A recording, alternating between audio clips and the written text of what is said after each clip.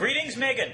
Hi, Dan. How are you? You're now in the offices of The Atlantic as we speak, I am. right? I'm in my shiny new office, which is it's a big change from The Economist, where I think the basic theory is that they just keep shoving people into smaller and smaller offices until they see, if we start eating each other like those rats in psych experiments. So.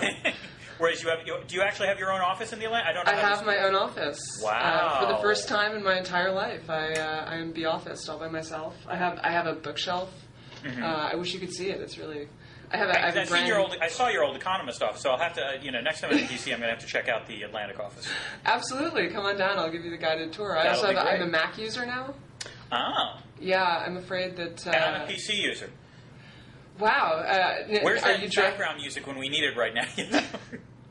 And I'm dressed in my cool hipster white jeans, which I've been told online, actually, that I'm not allowed to wear because no one looks good in white jeans. I thought that was clearly rather presumptuous. They haven't met you, Megan. Well, I actually had a bunch of people telling me that this was sparked by a bunch of bloggers telling me that I did in fact look good in these white jeans. So I was a little miffed. I'm looking at you, Matt Zeitlin. That young whippersnapper, Those young whippersnappers. Exactly. Well, so congratulations. I mean, to those of the watchers not aware, you have moved from The Economist to The Atlantic. You are now one of their stable of bloggers, and I believe the first non-Harvard graduating member of the Atlantic collection of bloggers. Is that correct? Yeah, it's actually funny. When I went to Penn, mm-hmm. the theme of freshman orientation was be a part of Penn diversity. And I feel like now I am the Penn diversity. Penn diversity, exactly. Yeah, I did not go to Harvard, and I have 2 X chromosomes. There you go. Which is, 2 counts for here. This is basically unheard of. Yeah. And so how's the orientation going? It's your second day there, right? Well, it's actually awesome. I've been blogging, and it's fun. It's actually funny. This didn't happen when I started the blog at The Economist, which I made very public that I was the main. I certainly wasn't the only author, but I was one of the main people whose I edited it, and I was one of the main contributors. And I thought that people would get kind of snarky and rubber, and they didn't, I guess because I already worked there. The move to The Atlantic has just maddened this huge number of liberal bloggers to an extent, and their commenters. Matthew Iglesias linked to it, and his commenters are just outraged. They all hate me. I think the best comment so far has been Meghan McArdle is weapons grade stupid. Oh dear. That's not true of you, but it's a great line. It's an awesome line. I'm going to have to call someone weapons grade stupid at some point. I'm enjoying it way too much. I'm going out and seeking out the people saying nasty things about me, which is probably a little bit sick. But it is fun because I never knew that so many people had spent so much time thinking about me. Well, clearly, I think, Megan, you're underestimating the extent to which you're an object of blog obsession, or more importantly, blog commenter obsession. I am an object, and I also, I feel like there are certain bloggers who are also obsessed with me, and I don't really understand why. I have friends who have a theory that I'm a woman, and I don't. I mean, these are liberal bloggers. I find that sort of strange, but I guess not entirely. Not necessarily. I mean, you said before that you also get a lot of. Correct me if I'm wrong. You get a lot of comments about your appearance, as you said about the white jeans and so on and so forth. I do. And I have to say, this is an unfortunate gender breakdown that at least happens within the academy as well. For example, when all professors have to have student evaluations at the end of the semester, and from casual conversations in my experience, the female professors will always get a much higher percentage of their feedback will be about their wardrobe. No, seriously. I mean, I've talked to a lot of female professors, and it's always, why did you wear those pumps? Or, that skirt was too short, or something like that. And it's not just the men. I think the women do, the female students, feedback as well on that point. It's funny because I actually think that I was pretty judgmental about my female professors, and I don't know if it isn't that the male professors all dressed within a pretty narrow range, right? Because it's pretty, we have a clear uniform. There's a collared shirt, there's a tie, there's a jacket. Maybe it's a suit, maybe it's not. But provided we're not really hideous in terms of color scheme, it should be okay. like most of my female professors were amazingly badly dressed. I do Really? have to say. Oh. I had one professor, I won't name names, but Please don't. I had one professor who was very fond of things like, she'd wear like a green satin jacket over a bright yellow hunting skirt and, sort of brown boots. And then I had a bunch of other professors, because it was the English department, who dressed sort of like those ladies, in the hippie commune in 1971 with these gigantic baggy. I mean, you know the types I'm talking about. Oh yeah, stinking up patchouli. And it's actually, when I go to the American Economics Association, what was done to the female economists looking for jobs is criminal. Oh. It's, you sit there and you look, and all the guys look like not terrifically well dressed, but their suits don't really quite fit usually because they're poor and so forth. But they look okay. The women look, actively dreadful. Like, they dress like 60-year-old women. And not well-dressed 60-year-old women. They dress like 60-year-old women who shop in the bargain bin of Ross Dress for Less. And I thought for a long time that it was just because they'd sort of been ensconcing themselves in the ivory tower. Uh-huh. But in fact, they're told to do that. Yeah. They're told that if they look too put together, they'll look like investment banking types and not serious economists. So See, that's interesting, actually, because I have to say, maybe this is... maybe I'm being more generous. Political science conferences and American Political Science Association is next week. I've actually noticed improved over the years dress among both the men and the women, actually. I suspect that it has something to do with the fact that there are now more female political scientists than female economists. That's my impression, anyway. That could be. I think that's true. That's undeniably true. But yeah, it's not.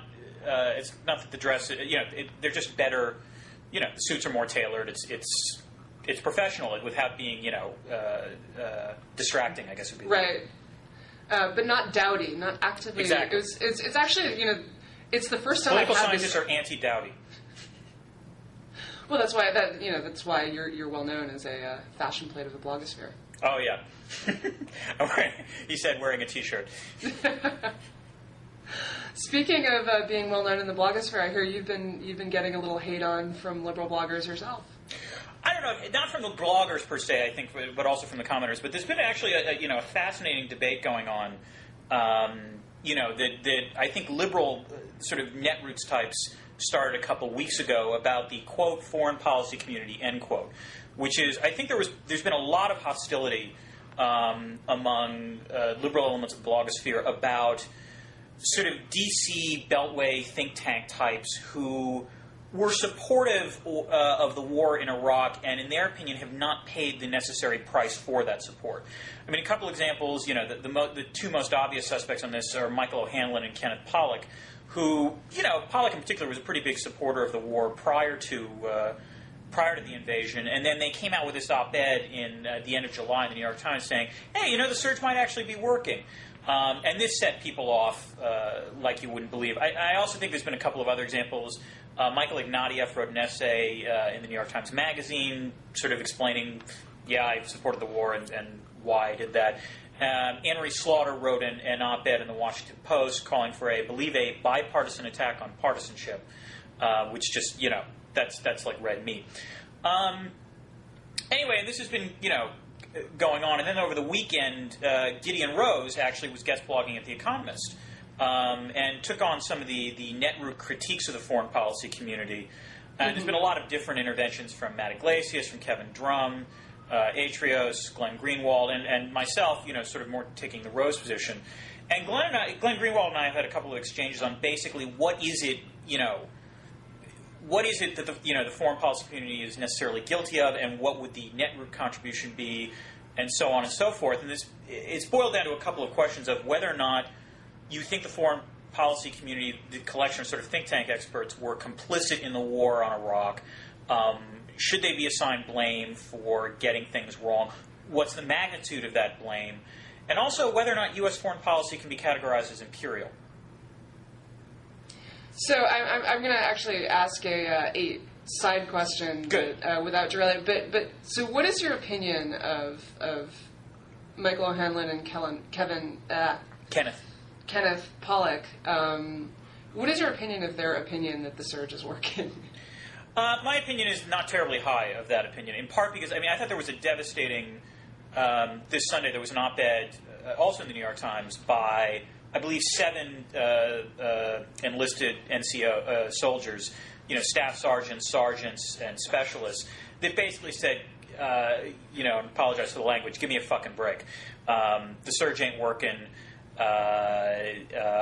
There's been no political movement whatsoever in Iraq. This is not going to end well, and us getting out of here is probably the best possible of a set of really bad options. Right. And it's really, you can't really refute that. My understanding is O'Hanlon and Pollock went on, a sort of gilded tour, whereas these guys have been in Iraq for a couple of years. Yeah, I'm going to trust them a little more than O'Hanlon and Pollock at this point. Right. So then going on to the culpability of the foreign policy community. Yeah. And how much they should be punished. What's your take on that?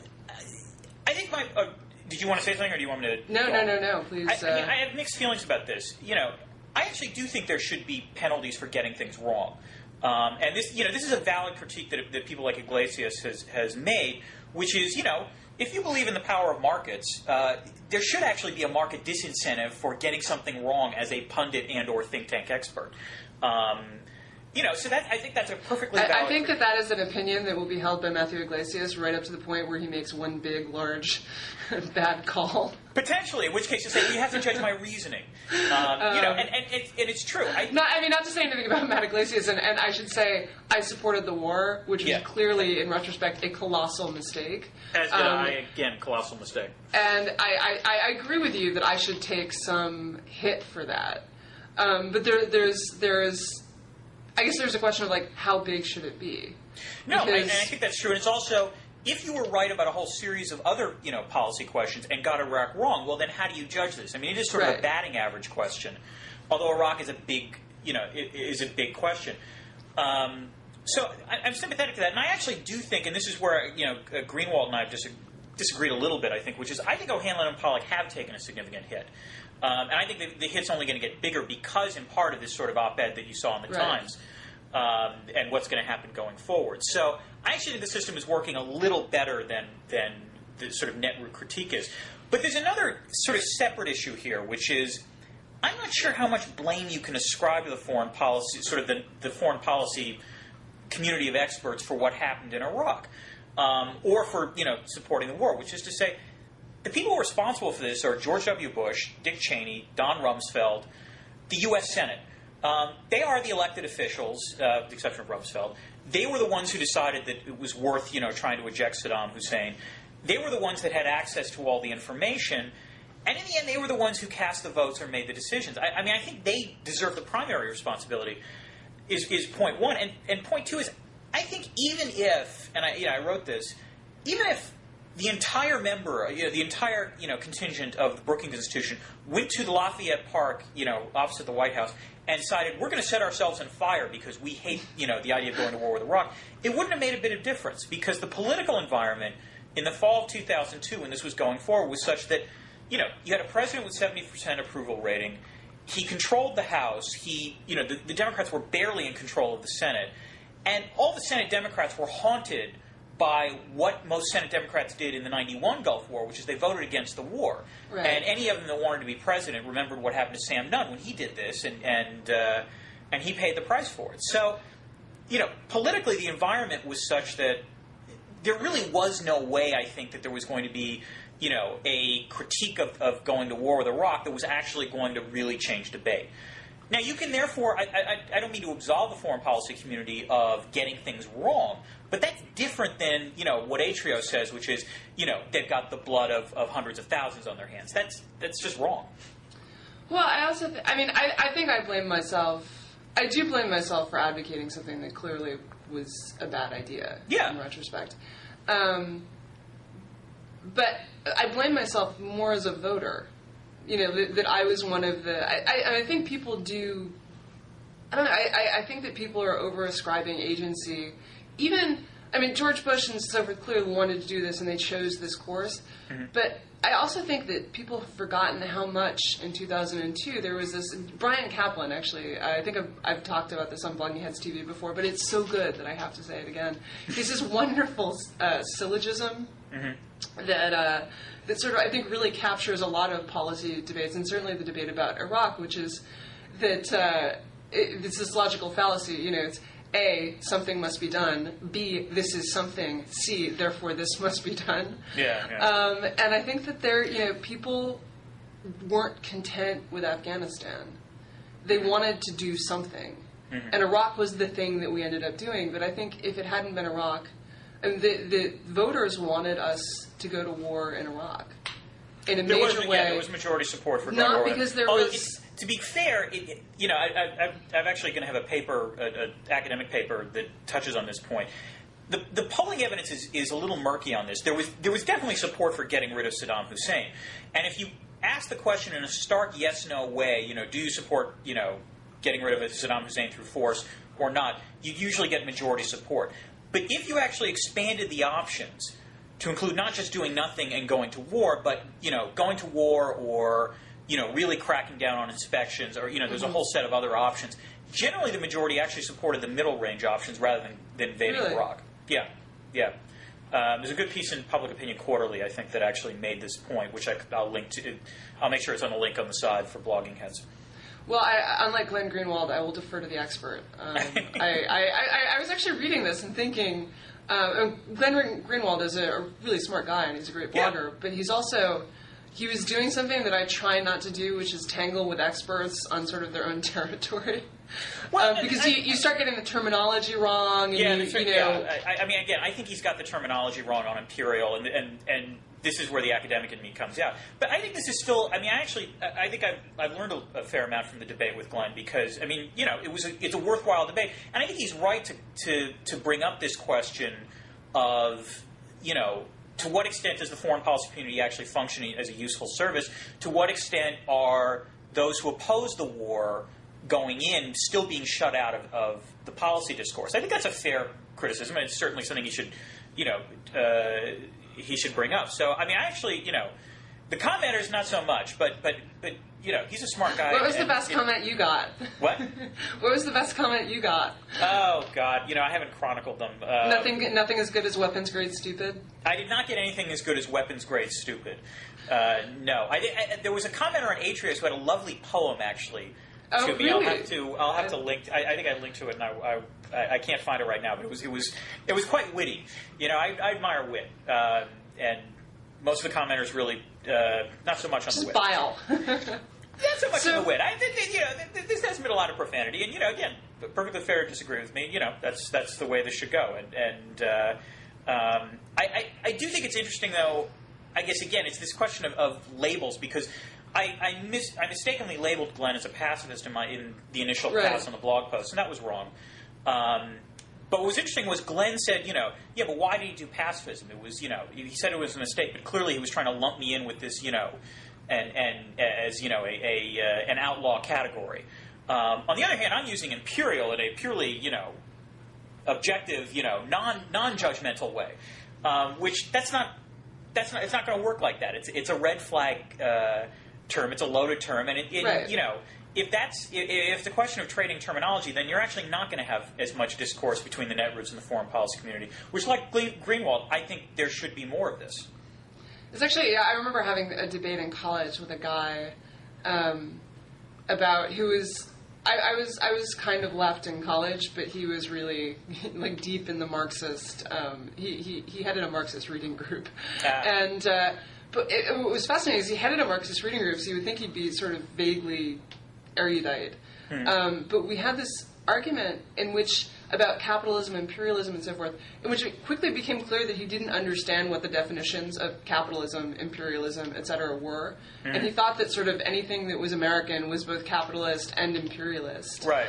And that they were the same thing, and it was all very, running dogs. So are we imperial? No, we're a hegemonic power, which is different. Although it can be a slippery slope. No, I don't think we're imperial. Among other things, we're not terribly eager to expand territorially at this point. Right. You can argue, there's arguments that we've engaged in informal empire by intervening and trying to ensure we have local elites in other countries that support us. But that seems like the definition of hegemony, isn't it? What?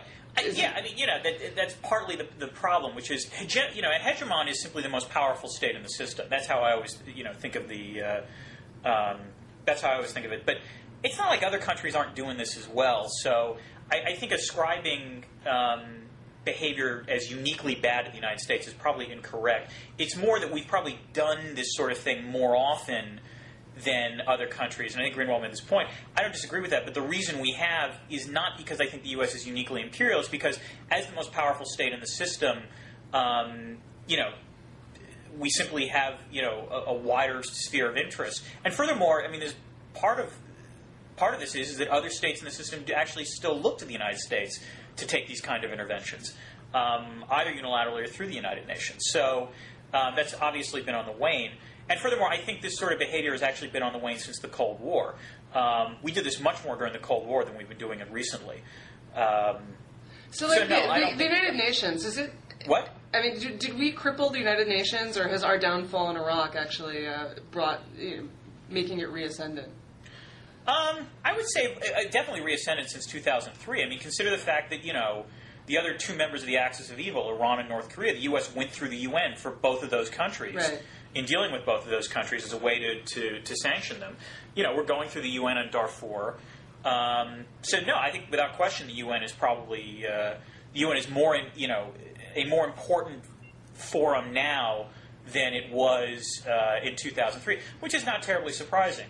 On the other hand, you also have to remember that prior to 1990, the UN really wasn't that important of an institution to begin with. I think it's a useful institution now, and those people who want to blow it up, the problem is if you destroy the UN, you just have to find another institution you just like it. So, yeah, they're more influential now. I think this also might be part of the difference, part of the source of disagreement between Greenwald and myself is that Greenwald's a lawyer, and so, for him, a big question, and for the big question is something a legal or morally just action?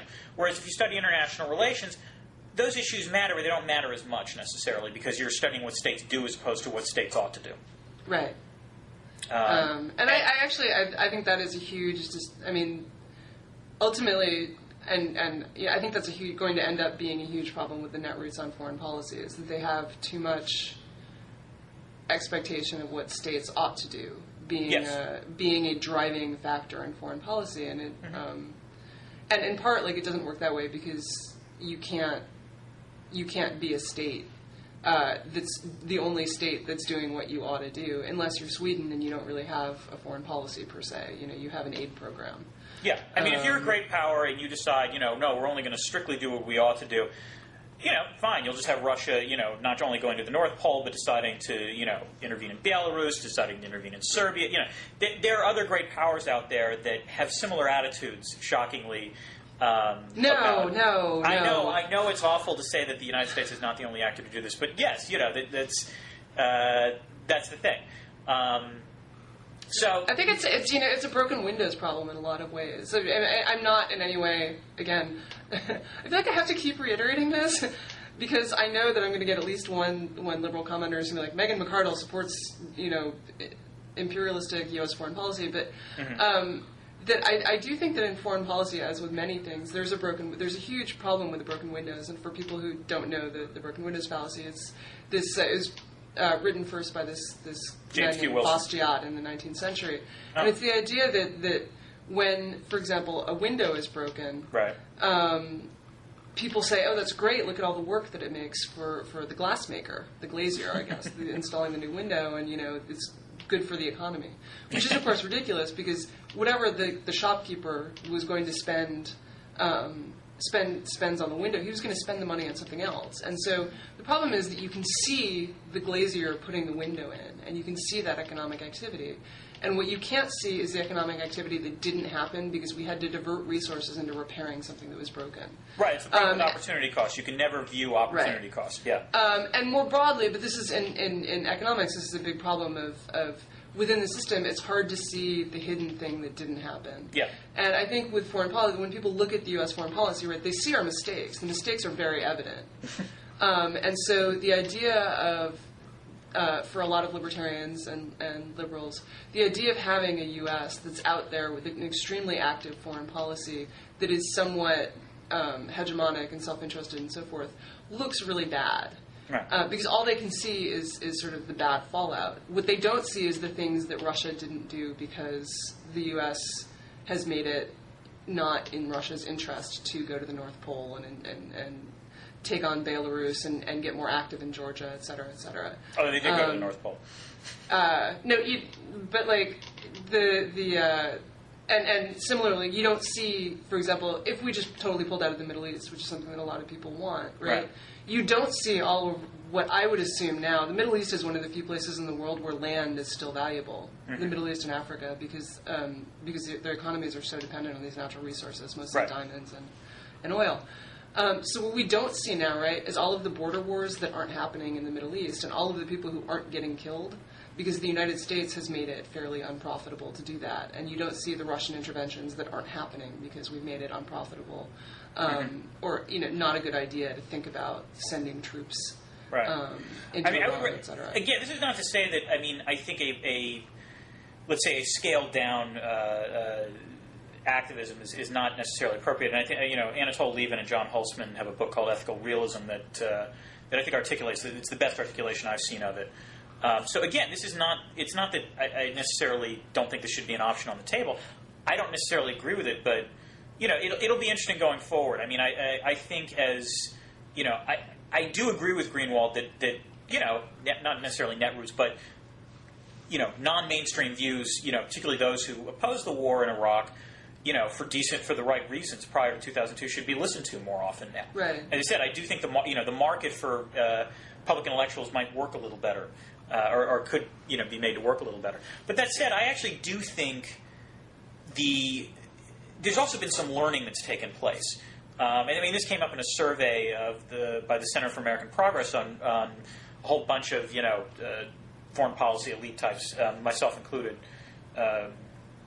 About going forward, for example, there's much more hostility among this group for, let's say, using force against Iran, even though just about everyone polled, I think, thinks that Iran is lying, in terms of whether or not it's developing a nuclear weapons program or not.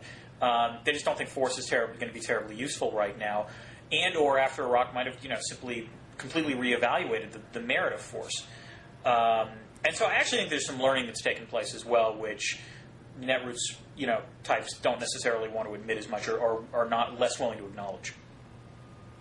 Well, I think the argument got so ugly, and I certainly, I don't think you did. I did contribute to it. I got nasty. I didn't get as nasty as. The funny thing is, I actually remember having been nastier than I was.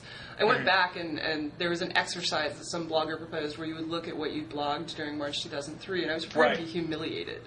And it wasn't as bad as I thought it was. No, I actually did the same thing. I looked back, because I think it was Kieran Healy. I found it via Kieran Healy at Crooked Timber. And so I went back and looked over my archives. And you know what? It's not that... Yeah, I don't think I was nasty at all. And,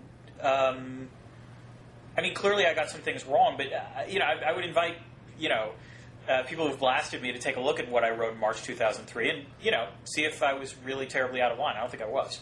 But I think for a lot of people, the tone of the debate became so ugly. Right. They can't... It's now... You can't... all the netroots wants is just a full-out grovel. If you're not prepared to give them that, if you're not prepared to basically say, I'm a moron, I should never speak again, here, please, let me lie down on the ground, and you can walk on my back. And I understand why they feel that way, right? They feel like they were vindicated, and it was such an ugly argument. You know what? I want to defend the netroots, because I actually think their point is a little more, it's more than that, which is, and this is a point actually that James Joyner raised in a column at Tech Central Station today, which is, I think that their anger is, in some ways, almost misdirected, which is, it's not at the foreign policy community. I think what they're really, truly pissed off about is the fact that they couldn't articulate their views in the proper venues prior to 2000, in the fall of 2002 and the spring of 2003. So it's not just that, they caught hell as, being called traitors or what have you. I'm not sure how much that was going on. It was that if, let's say there was a reasoned anti-war argument to be made, they couldn't get it in the New York Times op-ed page or the Washington Post op-ed page or is that really true? Because I feel like I read I mean, I could be wrong. Again, it's been 4 years, and I think that memory does tend to fog these things, and you retell the story to make yourself sound better or whatever. But, I mean, I feel like I read quite a lot of op-eds, anti-war op-eds, including from the New York Times editorial board. Actually, at least in foreign affairs, in terms of the pages of foreign affairs, foreign policy, those kinds of journals, I think there was one article in both of them. There was a Dick Betts article in Foreign Affairs, warning that if we went to war against Saddam Hussein, he might use his WMD, which would be bad. And then in Foreign Policy, I think John Mearsheimer and Steve Walt made an argument, we don't need to go to war, Saddam Hussein can be deterred. I think that was it in terms of sort of anti-war arguments in those venues. I don't know if someone has done this kind of content analysis for op-eds. And I actually want to see that because it would be interesting. But also, with the netroots, my impression is like the bigger problem is that there's. What's interesting, right, is that there's a sociological problem about certain consensuses that can build within communities. Yeah, absolutely. That then become self-reinforcing, and that's.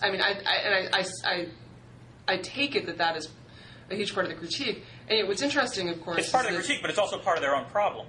Well, but it's also part of the reason that the left is so dominant in academia, right? People like to be around other people who are like them. And that tends to reinforce these social networks. And yes, this particular consensus in the foreign policy community went against them, but a zillion other consensuses in the academic community go for them for the same reason, because these same processes reinforce, reinforce the dominant paradigm or whatever. Well, I actually think what's more disconcerting is that the netroots themselves represent, they're their own little community, and they've got a pretty damn strong consensus about, what should happen to the foreign policy community, what U.S. foreign policy should look like. And I got to say, reading the comments that Greenwald's blog and others have directed towards me, I'm not seeing a lot of diversity of views there. Well, it's funny. It's being a libertarian means, at least if you're me, sort of getting expelled from the movement once a quarter for some sort of heresy or another. I'm also continually. Do they come and take your card or something? I'm curious. No, there's just there's the veiled threats that when the revolution comes, I'll be the first one to get with my back against the wall. Or yes. Luckily, libertarians aren't that organized, so the idea that they have a list seems pretty unlikely. Yes. But I'm also I'm getting kicked out of the. I guess less and less because I've just stopped calling myself a feminist. But I was always getting my feminist card pulled too. Being on the political fringe. And I don't know if it's healthy or not, right? I don't know if it's good to define yourself sharply in order to build a community, or to define yourself loosely in order to have the largest number of the Big Tent, of possible adherents. But there's trade-offs. I guess the netroots are doing all right now. They don't need advice from me. No. As I said, and this is one of the questions I have, and I think Greenwald agreed with me on this, which is, as much as I understand their the critique about the foreign policy community and whether or not they're blinders in terms of the sort of group of think tank experts about how U.S. foreign policy should be operated, I think the netroots just have a different set of blinders, and so the idea of them running U.S. foreign policy, disturbs me just as much. So. On the other hand, if they actually have a useful, productive exchange, which I'd like to think I had with Greenwald, then that's pretty good. And then, hopefully moving forward, we can see a better functioning marketplace of ideas. Well, speaking of whack jobs running U.S. foreign policy, we have 2 presidential candidates with major foreign policy essays. Yes. Speaking of which, Foreign Affairs is committing a public good by, in the summer they had essays by Barack Obama and Mitt Romney, what their foreign policy visions were. And the latest issue which just came out, they've got essays by Rudy Giuliani and John Edwards about what their foreign policy vision should be. And boy, do they suck. I mean, dear God, what a steaming load of crap these essays are. It's also, just for me as a writer, the prose style. The Giuliani essay in particular is badly written. You just cringe. And what's amazing is it's ghost written. He hired someone to do that. Well, my understanding is, Norman Podhoretz, I think, is supposed to be his chief foreign policy guru. One assumes, say what you will about Podhoretz, I didn't think he was that bad of a writer, though. He's not. I can't possibly believe that he was the guy who put pen to paper on it. It's just like the turgid. what can you say? I mean, it's sort of... You can say it sucks. It's a really bad essay. In terms I think actually of a characterization which was actually applied to another writer, but the guy writes with like Marcel Proust with Tourette's. It's just okay. And the only advantage of the bad writing is that it might distract someone from the bad ideas contained in the essay.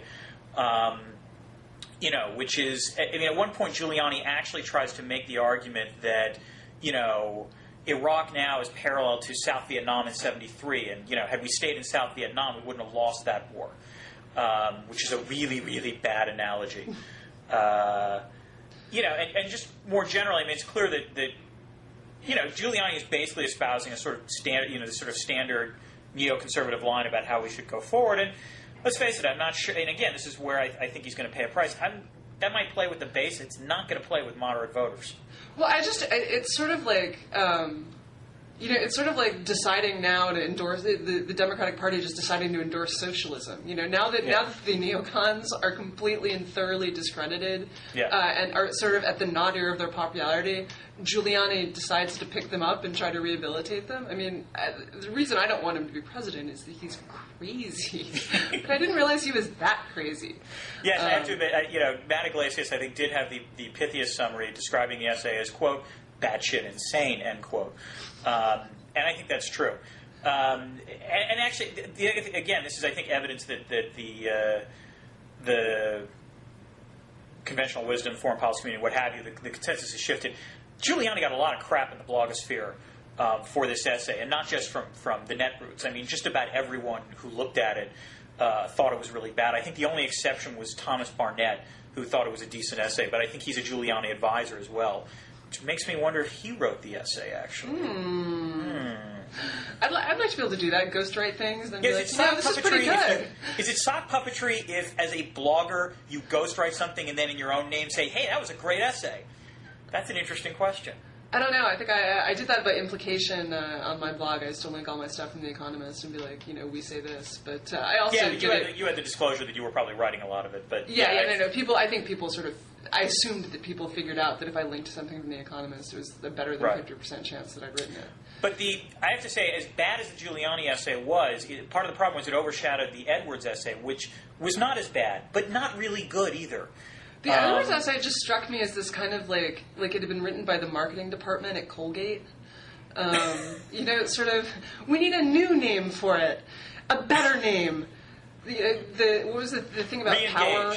Yeah, it was just the whole. It was terrible. It was just so bland and cheerful. Yeah. As near as I can figure out, Edwards' solution to every foreign policy problem was we need to re-engage the problem. Yes. Which, as I said in a blog post about it, I think what Edwards thought re-engage meant was sprinkle magical pixie dust, on the problem, which causes everyone to suddenly realize their common interests and not have any conflict whatsoever.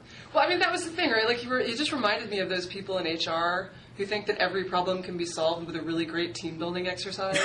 I kept waiting for him to be like, okay, everyone, now we're going to go into breakout groups and tag-team the problem. I have to say, one of the major perks of being an academic is I've managed to avoid HR departments for most of my life.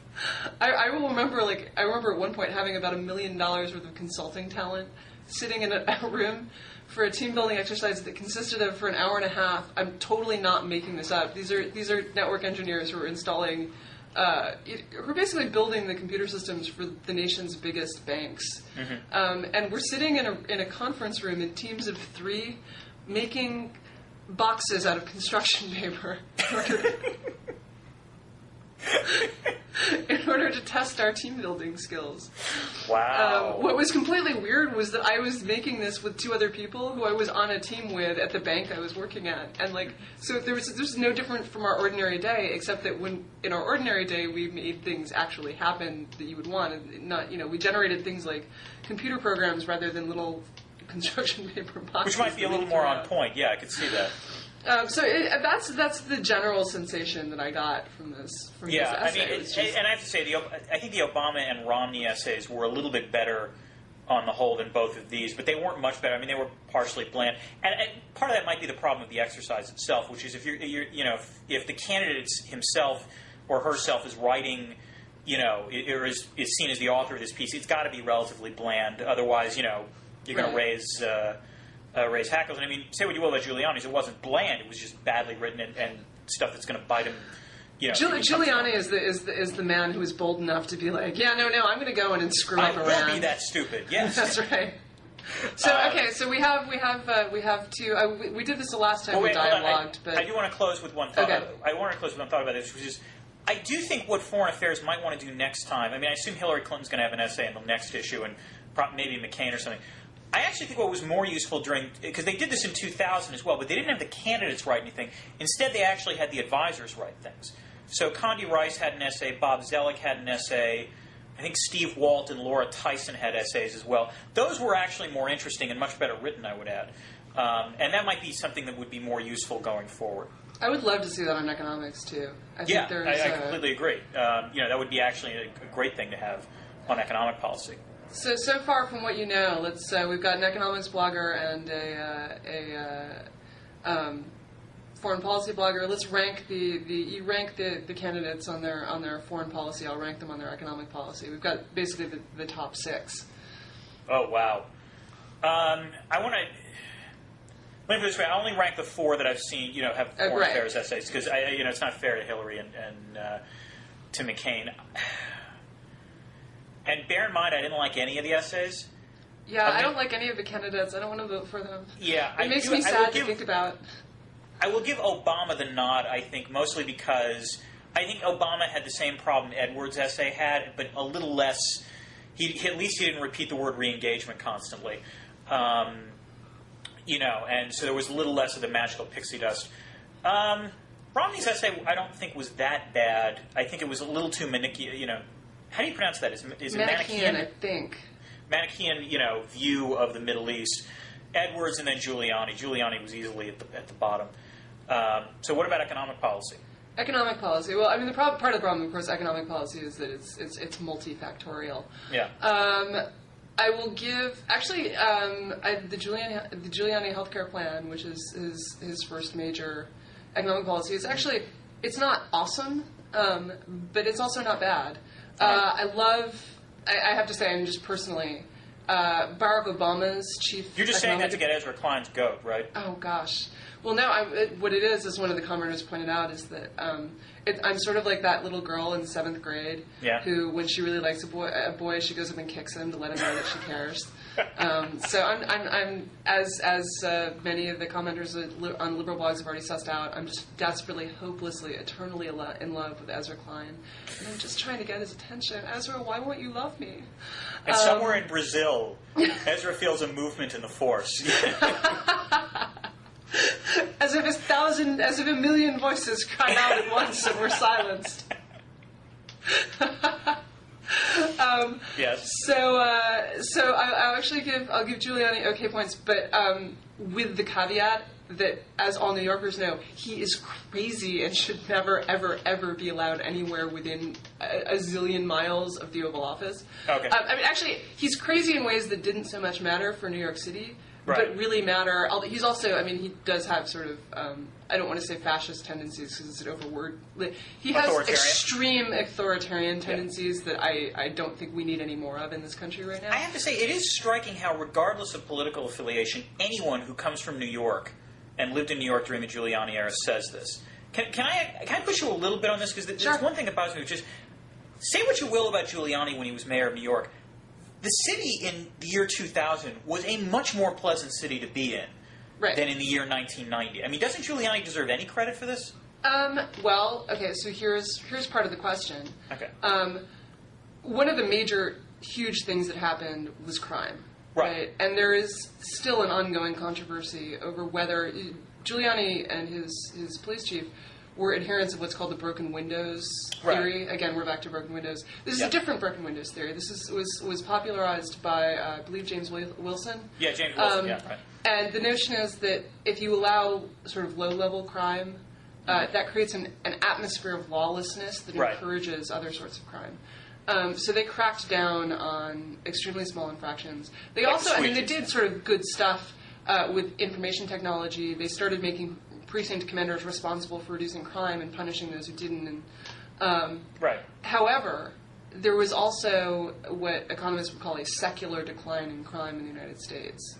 A very large secular decline in crime, which means that it not attributable to any particular policy. It just started falling for reasons. No, absolutely true. But my understanding was that the drop in crime in New York exceeded the secular decline. Right, but it also, the spike before that had exceeded. I think that he did some good. He didn't do nearly as much good as he claims credit for, but that is true of every politician everywhere. Yeah. No, I think that he did. He improved New York a lot. Mm-hmm. And New York had a problem in the other direction, and still does to some extent have a problem in the other direction, which is that there are so many interest groups, and the interest groups in New York, they're not, it's powerful isn't even the right thing. Everyone in New York is like a friggin' street lawyer. They all know how to sort of work the system and create community activist groups and so forth. Uh-huh. And the result in New York had been complete paralysis, where basically all that happened was that money was taxed in order to spread out among all of these groups, and more regulations were enacted in order to appease. And so Giuliani stopped some of that. He, to some extent, he took on some of the public sector unions, not the three most powerful ones still haven't really been touched. The Bloomberg administration has kind of taken them on a little bit. Mm-hmm. The teachers union, the police and the firefighters are still sort of completely untouchable, unlike Rendell in Philadelphia, who really did face them all down. So yeah, he did. He did good for New York. Mm-hmm. But I think it's always very difficult to know how much of anything can be attributed to the political leadership versus. No, that's a fair point. It's always something that's bugged me, which is, clearly, you're right. I mean, the consensus view, overwhelming consensus view, is what you just said, which is people who lived in New York under Giuliani don't want him to be president. It's always fascinating me because they lived in New York under Giuliani, and things got a little better, I would like to think. But the thing is, but the difference, right, is that Giuliani in New York is an authoritarian, but he's got all of these external restraints. First of all, he doesn't have a foreign policy. Second of all, he can't. There's a lot of things he can't do because he can't, for example, appoint justices who think that it's okay for Giuliani to knock on your door in the middle of the night and grab you out of your bed and interrogate you. And I don't really think there are that many justices around who believe in that sort of thing anyway. But just I don't want the country going any further in the authoritarian direction than it has gone. I would like it to go back. No, and Giuliani is a step, by far the most. So that's it. I don't want him to be president in all. His economic policy, so far, is okay. Barack Obama's chief advisor, I love. He's Austin Goolsbee. Terrific. Yeah. Did you have him as in a class? I did. He's one of my favorite professors. He's also just I have coffee with him when I go to Chicago, and he's just fantastic. He's brilliant. I'm not sure that he will be a good policy person in the sense that the most brilliant professors are not always the best policy people, because Paul Krugman was not a good policy person, precisely because he would deliver sort of this perfect solution. And what policy people need to do is deliver. And they get pissed off when people ignored him. Yes, and they get extremely angry, and then they often get fired because they get into these personality wars with. I mean, Larry Summers was almost like this. Yeah. But he was sort of protected for various reasons. What you want is a pretty good economist. A pretty good economist will give you good advice, but it will also be politically palatable advice. And they won't say, no, either we privatize Social Security or that's it. I'm taking my ball and going home, because that's just the right thing to do. And so Austin Goolsbee is really smart, but he's also kind of way too much fun and too interesting to be a great I think if he were running economic policy, it would be great. I'm not sure that if he were running economic policy, it would get enacted. Hillary Clinton is actually, so far, I know I'm going to hate her healthcare plan. Mm-hmm. We can pretty much on other stuff. She's not to my taste. Edwards even less to my taste. They're both. She much less than Edwards. Edwards is really captive to the old populist policy establishment, and he also his economic stuff tends to read like his foreign policy stuff, which is well, I'm just gonna we're gonna go out and we're gonna empower America, and then everyone's just gonna be happy. We're gonna re-engage the poor. Yeah, exactly. Because that's what they've been needing is more engagement. Yes. We're gonna go out and have a listening tour. How do you feel about being poor? He did that, didn't he? Yes. No, seriously, didn't he go on a listening tour on the? Yeah.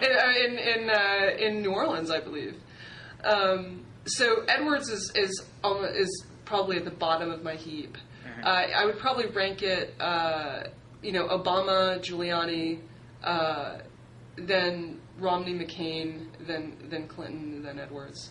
But to repeat our consensus, they all suck. They all suck, and okay. You should totally vote Libertarian. And, and provided that's provided they don't actually nominate another barking moonbat, which is what they did last time. And the guy who they had, I couldn't vote for him because he's a tax protester. He's been arrested 6 times for driving without a license because he regards having a driver's license as an unwanted government intrusion on. And whether or not this is ideologically true. Again, how can you have someone be president who is that, or even say you want someone to be president who's that politically clueless and unable to engage with the rest of the community? We've wrapped up politics. What's left for us to save the world? Well, I believe now, you were hired by the Atlantic not just to be a blogger, but also to contribute on economics. Is this correct? Yes. So, my understanding is that the markets have been a little bit in a tizzy over the last couple of weeks. And as in the immortal words of Tom Lehrer, I think everyone's starting to feel a little bit like a Christian Scientist with appendicitis. It's been... I don't know about you, but my 401k is looking a little anemic this week. I'm just worried about my house. So, as someone who owns, as a property holder, that's my real concern. And a subprime mortgage, right? No, you took out a nice big subprime interest-only mortgage that's about to reset? No, shockingly, we didn't think that was such a good idea. So, glad we did not do that. But basically, I think you had a long post about this. Yes. At your new site. Don't panic. All right. So, should I be freaking out or not? Basically, no. You should be freaking out if you are someone who needs to sell their house. If you are someone who has, say it again. If you're someone who needs to sell their house. No, I did not. Good. Okay. You should be freaking out if you're someone who needs to liquidate stock market investments sometime in the next couple of weeks. You should be freaking out if you're a hedge fund manager or any sort of financial services person. And you should be freaking out if you've got a big interest-only mortgage with a rate that's about to reset. But you should have been freaking out about that 2 years ago. Because that was a really, really bad call you made, and I feel bad for you. And I say that, actually, I do. I feel bad for people who did this. I have a friend who completely doesn't. He bought a house in 2005, and he had to get a 400-square-foot apartment in Manhattan because that's what he could afford on a sub-$100,000 a year salary.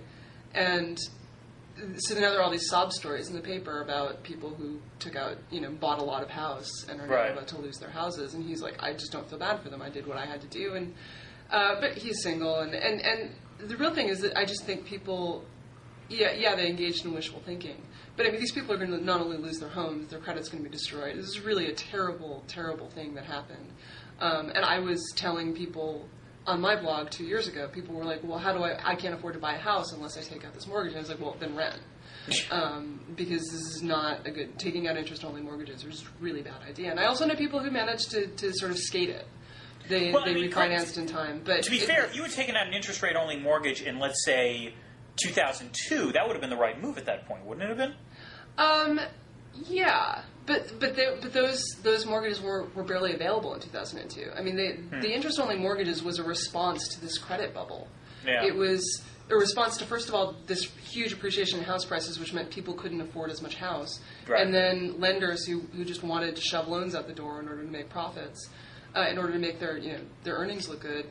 And so the structures got more and more exotic. They got to the negative amortization loan, where you could make a payment that was less than your interest payment. What the hell? Are you serious? Oh yeah. Wow. I didn't know about this. I don't know how many of them were sold. Right. All of these exotic products, they tend to get topped up, and everyone's like, "Oh, this is insane," and you don't actually know. It could be 3 people in North Dakota that this actually happened to. But yeah, the loans did exist. You could shop for them on Yahoo Finance. So you should be worried if you're one of those people. I am none of those people, so that makes me feel good. On the other hand, I think my brother might be one of them. So yes, your brother's an investment banker, right? Yeah, he is. So could be tricky for him. It's going to be, well, the good news about investment bankers in New York is that they usually learn to live on their base, not on their, and most of their income is bonus, and his bonus will probably be a little wan this year, but most of them have learned to conduct their lifestyle on their base and then buy extras with their bonuses, so he probably won't have to sell the condo or anything. So there's a lot of people out there right now saying it's time to panic. These sorts of financial crises have preceded all of these terrible, deep recessions in various other countries, including the United States. Right, 1929 is the classic example of this, but not certainly by no means the only example of this. I'm actually reading the Atlantic's first issue was during the financial panic of 1857, which touched off a long recession, and I'm reading an article on it right now. Anyway, we shouldn't draw too many parallels. And it's actually funny. The liberal bloggers are just hating on me everywhere. They're hating on me on Matt Iglesias' site. They've come over to hate on me in my comments. And one of the things people were angry that I had said this. I was like, well, do you want there to be a recession? would you like to live through 20% unemployment? Why are you angry that I'm saying don't panic? I mean, you think I'm wrong, right? But I'm not saying this from some stupid venal motive. I get nothing out of saying this. And I'll be proved wrong or right within a year. We could have a recession. I think the economy has been flirting with one for a long time. But I don't think that we're going to go into that kind of decline. And the reason that we're not is that basically all of those huge collapses, the huge economic collapses, they weren't just about the financial crisis. The financial crisis, people will argue about whether it was just a bellwether, whether it was just a symptom or a cause, but even those who think that it was a cause, and there's a sizable school of people, there's pretty much almost universal consensus among economists now that yes, the financial crisis was the cause, but it was only the first cause. The second cause was you had this financial crisis, and then the central bank did something very, very bad. This actually leads to another question, which is, the central bank did do something last Friday. Right. Both cutting the discount rate by 50 basis points and then also issuing this statement indicating we're going to be the lender of last resort. I'm just curious, do you approve of this? What's your take on what Bernanke did? These are always tough calls. These guys come usually out of the banking sector. And so there is a not illegitimate argument that some of this bails out, it bails out their rich friends on Wall Street. Yeah. The problem is there's no way that I can see to bail out the American public without bailing out the bankers. Bankers make money, and I don't mean that in they earn money. I mean they create the money supply. To ease the problem in the financial market right now, you need to create more money. You need to ease basically what's happening is the money supply is contracting. That's what happens. Right, there's a danger of falling into a liquidity trap. Right, there's a danger, well, not a liquidity trap, there's a danger of having an extremely contractionary money supply, which will then sort of drag economic activity to a halt. Right. Paul Krugman, by the way, has the best explanation of this. I will see if I can find a link to put on the Blogging Heads TV page, but if you can't he has the best explanation of liquidity traps and how they work. It's an article about a babysitting collective, and it's really terrific. Everyone should read it. I will take a look. So anyway, the central bank is not going to make that mistake. The mistake that the central banks have always made that have caused these incredibly deep recessions that take a decade to get out of in some cases is to crunch credit even more. Yeah. In the case of the United States in 1929, we were on the gold standard, and we were trying to preserve the gold standard. And there's almost a direct correlation. So there is a direct, all the Western countries had a downturn at the end of the. But the downturn, the extent of the depression for these countries was longer. The longer they stayed on the gold standard. It was pretty much like direct correlation. The longer you stayed on the gold standard, the longer and deeper the recession that you had was. In the case of Sweden in 1991, it's the same thing. They were in the European exchange rate mechanism, and they were trying to preserve their exchange rate. So that's the cause. The cause of the recession wasn't the financial crisis per se. It was that you had in the market, liquidity started to contract, and the central bank at the same time was independently shrinking the money supply even more. And that's what pushes the country. That's not going to happen. I mean, Ben Bernanke is, he's called Helicopter Ben, right? Because he famously said that, if all else failed, we would just take helicopters and drop boatloads of cash onto the American public in order to start the money supply inflating again. Now that's the kind of monetary policy I want to see. Yes, exactly. I want to be all I want to know is when is the helicopter flying over? Exactly. No, journal. Oh, go ahead. No, sorry, go on. No, go on. I was just going to say, journalists and academics, we're not that well paid. We're certainly we're not paid nearly as much as we're worth. So, as we think we're worth, yeah. What are you saying, Dan?